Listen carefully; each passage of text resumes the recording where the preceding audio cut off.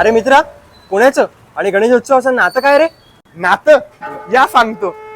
मंडळी, तुम्हाला माहितीये गणेश उत्सव हा पेशवेकालीन सण आहे. काय? अहो, पण आम्ही तर ऐकलं की गणेश उत्सवाची सुरुवात टिळकांनी केली. पूर्ण ऐकून तर घ्या. 18व्या शतकात नानासाहेब पेशवेंनी गणेश उत्सव शनिवार वाड्यात सुरू केला. पेशवे सुद्धा गणेश उत्सव मोठ्या प्रमाणात साजरा करायचे. त्यांनी त्या काळामध्ये गणेश उत्सवासाठी 2682 रुपये खर्च केल्याची पेशवे दफ्तरखान्यामध्ये नोंद देखील आहे.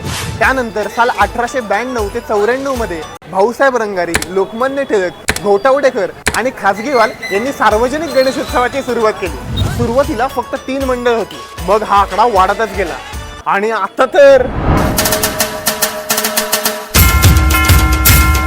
वाढतच चाललाय. मंडळी, मी लहानपणापासूनच पुण्यात राहतो. बाप्पा हे पुणेकरांना नेहमीच जवळचे. तर चला, मी स्वागत करतो तुमचं या माझ्या सिरीज मध्ये, जिकडे तुम्ही आणि मी पुण्याचं आणि बाप्पाचं एक अतूट नातं जाणून घेण्याचा प्रयत्न करणार आहोत. कारण बाप्पा आता फक्त मनातच नाही तर ज्ञानातही असावे.